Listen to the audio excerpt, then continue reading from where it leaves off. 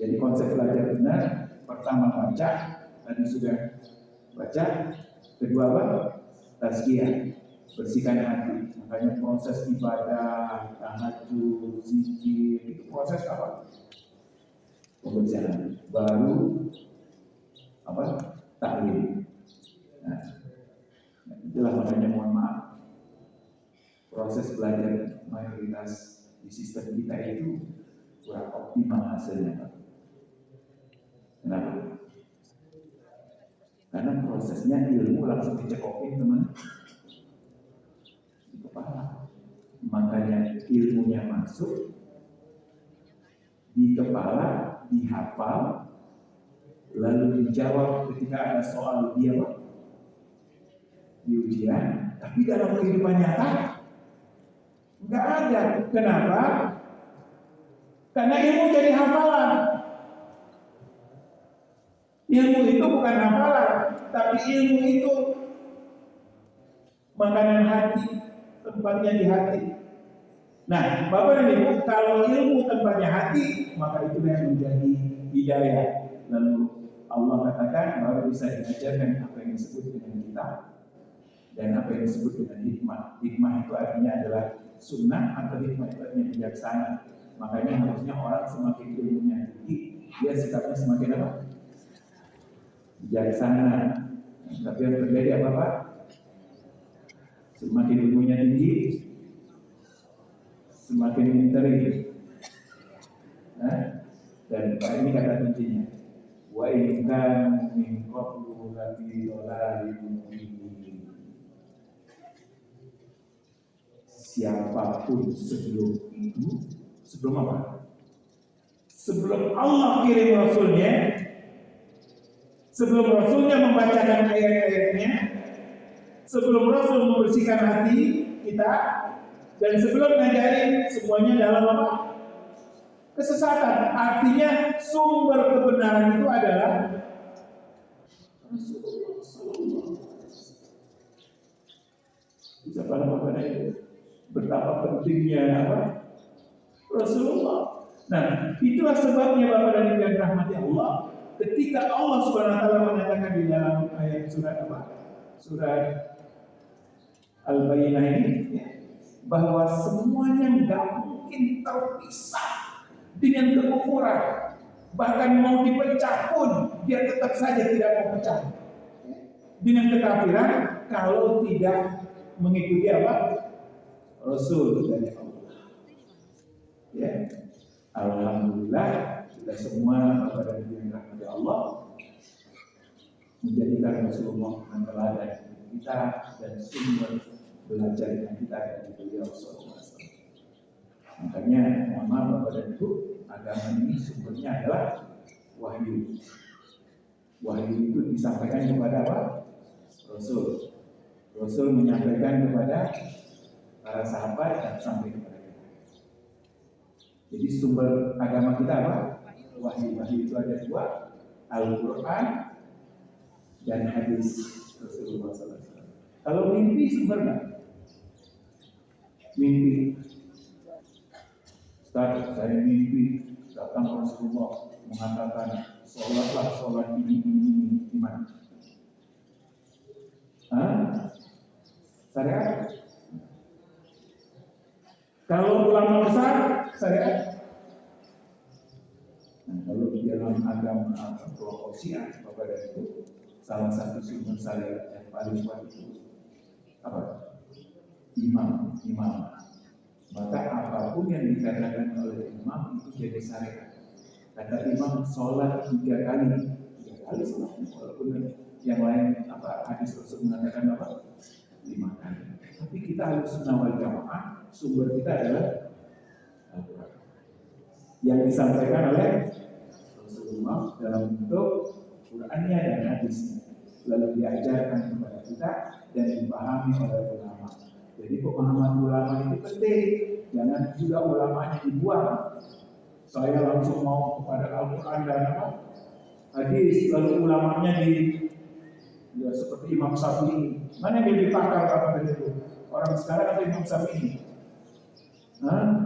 Mana yang lebih pintar? Itu jauh. nggak ada sumur. Jangan anak kita itu penguasa kita sedikit sekali. Imam Daud, Imam Syafi'i, Imam Malik, Imam Hanbal.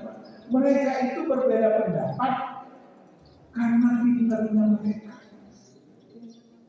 Dan pintarnya itu, saking pintarnya ada sisi-sisi yang tidak terlihat oleh yang lain. Tapi perbedaan itu tidak menyebabkan perpecahan. Saling imam yang jadi apa? Imam Syafi'i, silakan pulang. Kalau yang imamnya Imam Ahmad, apa? Tidak begitu. Baik, kita lanjut. Jadi Allah Subhanahu Wa Taala memberikan nikmat kepada kita dengan mengutus seorang apa?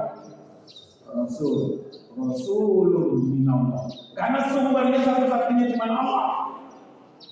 Pembuktian kebenaran dan tidak benarnya satu agama standarnya adalah Allah. Ini baru zat yang katanya. Banyak orang yang takut kalau zat yang Allah datang.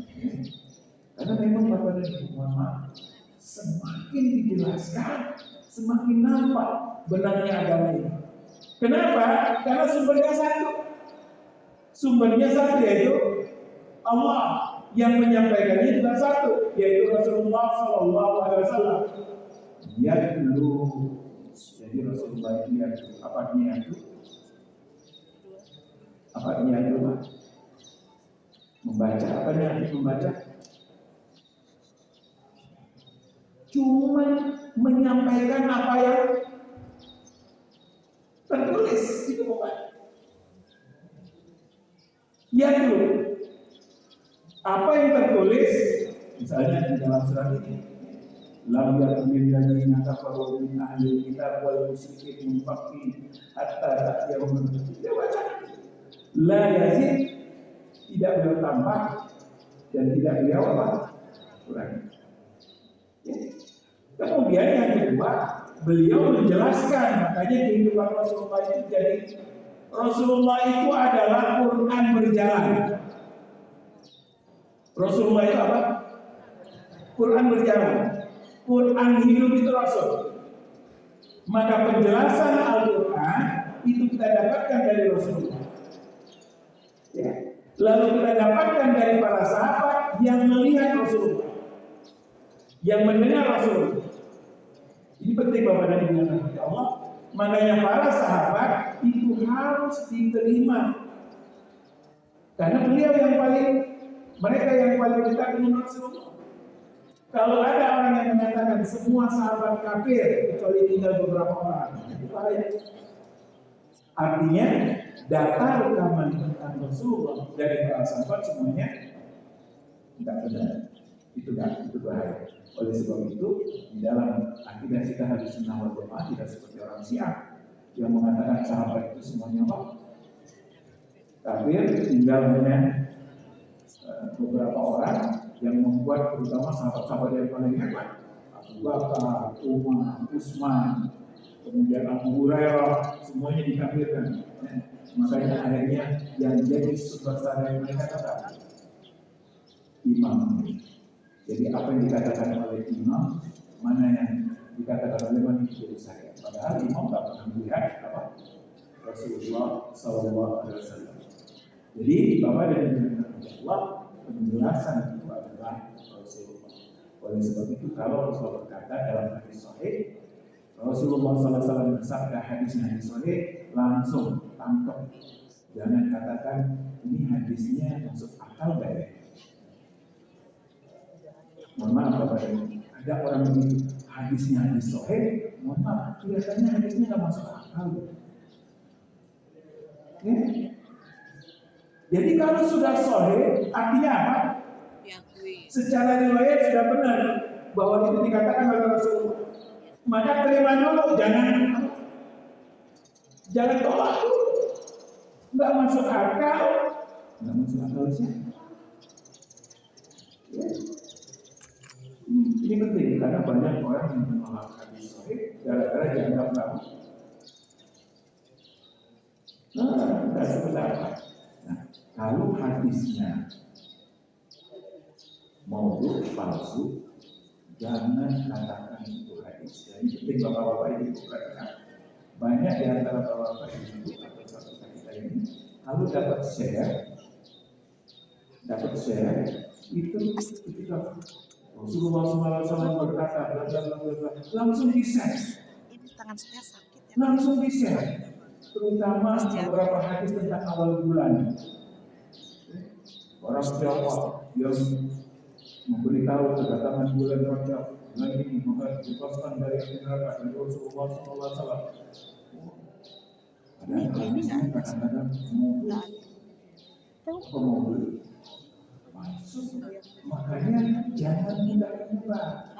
Kalau itu bukan dari Rasul. Jadi salah satu tugas kita kepada ibu ketika menyebar itu kasih tahu ini riwayat siapa.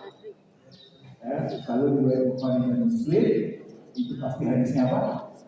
Sahih. Tapi kalau riwayatnya tidak jelas apalagi tidak ada, ya jangan disebar sampai kita yakin supaya kita nggak ketemu dengan atau nggak termasuk golongan ini. Rasulullah SAW bersabda, "Man kadzdzaba alayya muta'ammidan falyatabawwa maq'adahu minan nar." Barang siapa berdusta atas namaku dengan sengaja, maka hendaklah dia mengambil tempatnya di neraka. Jadi kita jangan sampai menyebarkan itu. Baik. Yatlu suhuf artinya apa? Lembaran-lembaran. Maksudnya kitab-kitab itu dulu hanya ditulis dalam bentuk apa? Lembaran-lembaran. Bapak dan Ibu, mushaf yang Bapak pakai ini itu baru ada itu di zamannya Utsman. Abu Bakar mengumpulkan cuma jadi satu buku, nggak ada kopinya. Ya. Utsman baru bikin apa? Kopi. Makanya para sahabat dulu itu megangnya lembaran-lembaran, bukan apa? Makanya hebatan awal dan ibu. Kalau bapak ibu langsung dapat 30 apa? Juz. Mereka itu kadang-kadang cuma dapat 1 surat, 2 surat. Yang di antara yang hebat tentang Al-Quran yang paling menguasai yaitu namanya Ubay bin Ka'ab. Berkaitan dengan surat ini Bapak dan Ibu, Rasulullah SAW memanggil Ubay. Ini Ubay orang Ansor, orang Madinah. Ubay. Allah Subhanahu Wa Taala baru saja Jibril datang mengatakan Allah SWT memerintahkan kepada wahai Ubay untuk mengajarkan engkau surat ini. Surat apa? Al-Baqarah. Untuk membacakan kepada engkau surat Al-Baqarah. Lalu Ubay bertanya kepada Rasul, "Ya Rasulullah, al-samani ya Rasulullah." Apa kata Ubay? "Ya Rasulullah, Allah sebut nama saya ya Rasulullah." Kata Rasulullah, "Iya, Allah sebut." Langsung berhenti. Supaya dapat disebut oleh Allah namanya untuk dapat. Karena memang Ubay salah satu penghafal Al-Quran dan mencatat Al-Quran yang dia bukan hanya otaknya yang buat menghafal, tapi juga pintar membaca dan tulis dan juga mencatat di antara. Makanya di antara Quran itu Bapak dan Ibu, jadi kalau ada lembaran Quran itu sudah dicatat lalu nanti di bawah ditulis kata bahu Ubay. Ditulis dengan dikte dari apa? Rasulullah oleh Ubay. Jadi Rasulullah itu kalau datang satu wahyu, kalau datang wahyu Al-Quran, Al-Quran turunnya berapa Pak? Berangsur-angsur. Kalau datang wahyu, Rasulullah selalu memanggil sahabatnya. Beberapa sahabat yang tugasnya 2. Yang satu langsung hafal, Khalid bin Walid yang satu apa? mencatat. Nulis. Dan ketika nanti itu diajarkan kepada yang lain, itu begitu. Ada yang hafal, ada yang nulis. Dan kelemahan mereka yang menjadi kelebihan adalah yang kekuatan menghafalnya banyak itu adalah yang tidak bisa nulis. Makanya ketika mendengar langsung dia apa? Dihafal. Makanya penghafal Quran itu Pak, tahu Bapak negara beritanya. Kalau di kita penghafal Quran itu luar biasa. Kalau di sana penghafal Quran itu biasa. Gara-gara mereka tidak buta hurufnya tinggi. Jadi Al-Quran itu diajarkan pakai apa? Dibacakan kita lagi, lalu dihafal. Tapi luar biasa kekuatan hafal. Suhu di lembaran-lembaran. Apa artinya pemahaman? Suci. Apa itu suci? Dan dikatakan bahwa Al-Quran ini la yamassuhu illa mutahharun. Dia tidak tersentuh oleh yang kotor. Jadi Al-Quran Bapak dan Ibu, Rasulullah minallah yang menyampaikan Al-Quran ini dari Allah, dan Al-Qurannya suhunya itu adalah yang disucikan oleh Allah. Apa artinya? Artinya adalah kitab yang telah diturunkan sebelumnya, yang membuat mereka jadi apa? Jadi kafir adalah kitab yang sudah tidak suci. Makanya perlu beriman kepada Al-Quran. Kenapa? Karena dia kitab yang disucikan. Disucikan dari tiga. Disucikan dari penambahan dan pengurangan. Disucikan dari penambahan dan pengurangan. Maka mohon maaf Bapak pernah lihat kodon di YouTube ya? Sering diskusinya ini bagian dari apa? Perkataan Yesus atau bukan? Kenapa? Karena ada yang bukan dimasukkan ke apa? Ke dalam penambahan dan pengurangan. Ya. Yang kedua, perubahan. Tidak ada apa? Perubahan. Jadi Al-Quran itu, Bapak dan Ibu yang dirahmati Allah SWT, bagaimana turunnya? Turunnya pertama turun dari lauh dari Allah, dari langit 7 turun ke langit dunia untuk dibawa oleh malaikat Jibril ke siapa? Rasulullah SAW. Ya. Turunlah selama berapa tahun? 22 tahun lebih, 23 tahun kurang. Lalu kemudian setelah turun secara bertahap dan ada kasus-kasus atau peristiwa-peristiwa yang terjadi yang disebut dengan asbabun nuzul. Ya. Lalu terakhir disusun balik seperti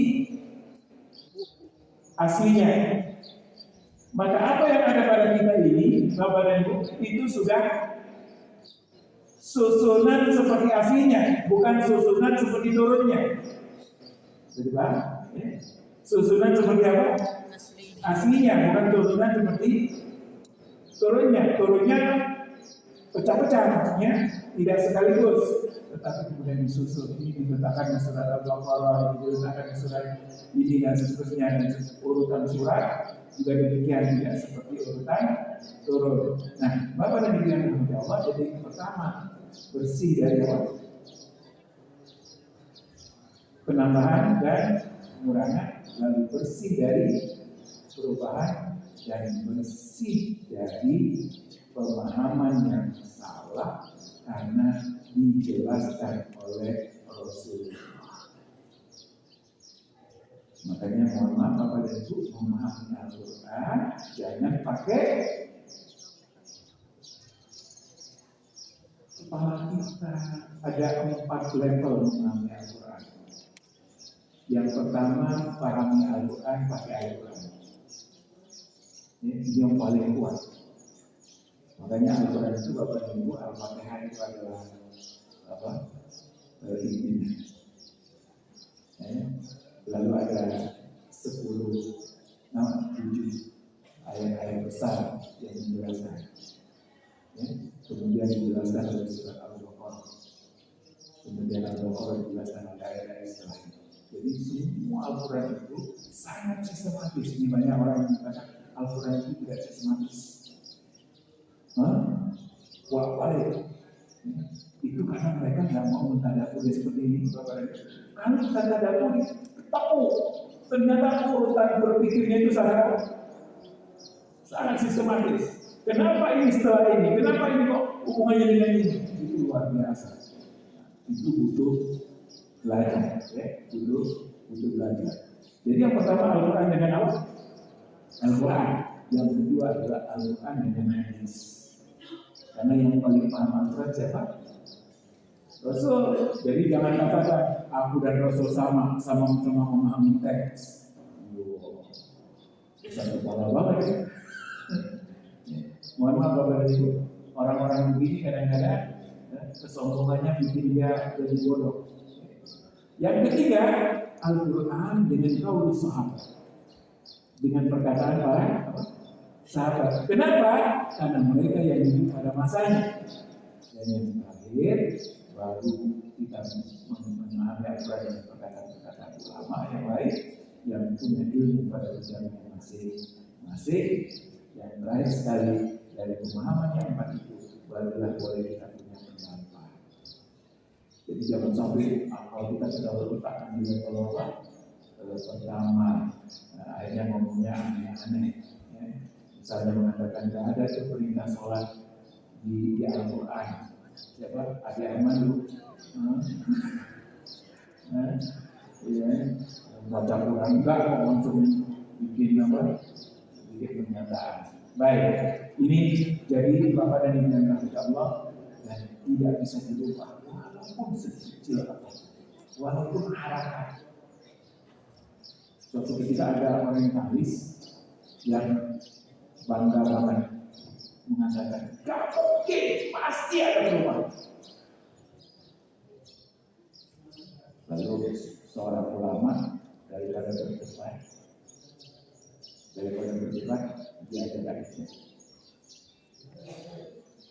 diajak tahu nggak kemana? Ke Papua, anak-anak kecil, tetap yang baru 3-4 itu, anak-anak kecil belum balita. Lalu kata alumni, ayo anak-anak kumpul sini.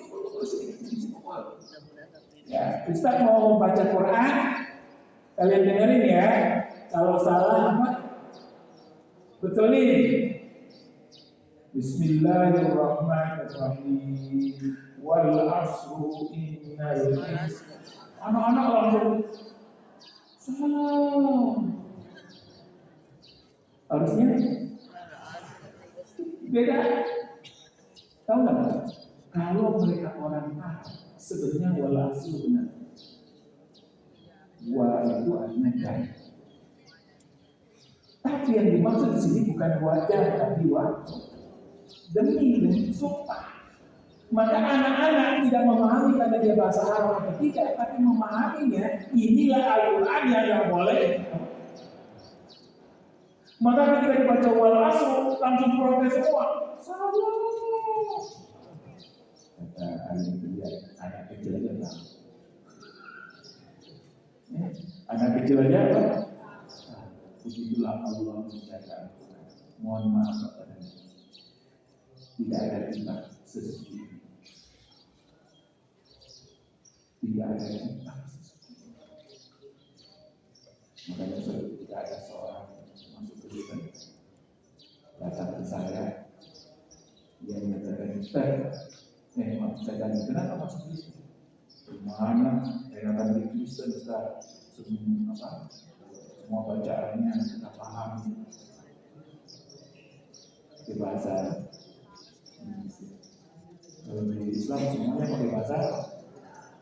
Saya ingin diskusi sederhana. Kira-kira menurut kalian, menurut engkau, yang kemungkinan masih sesuai dengan aslinya, tidak berubah, itu yang pakai bahasa asli atau yang sudah tidak dikenal bahasa asli. Yang mana Pak?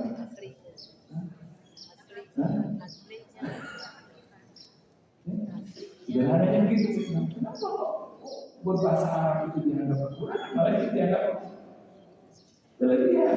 Bayangkan, jadi apa yang diucapkan Rasul 14 abad atau 15 abad yang lalu masih kalimatnya sama yang kita ucapkan sampai hari ini. Itulah bagaimana Allah jaga mutahharah suci. Mutahharahnya juga Bapak dan Ibu, kalau tadi dalam konteks kitabnya, mutahharahnya juga dalam konteks isinya. Paling suci, maka ajaran Islam ini, mohon maaf Bapak dan Ibu, ini penting banget untuk kita paham. Paling suci untuk kemanusiaan kita, paling suci untuk logika kita. Ya. Makanya hubungan antara laki-laki perempuan paling suci, hubungan hak milik paling suci, logika. Mohon maaf, banyak orang menganggap Islam itu kadang-kadang nggak masuk akal. Memang nggak semua agama, karena iman kan metafisik. Hal-hal yang bersifat kemanusiaan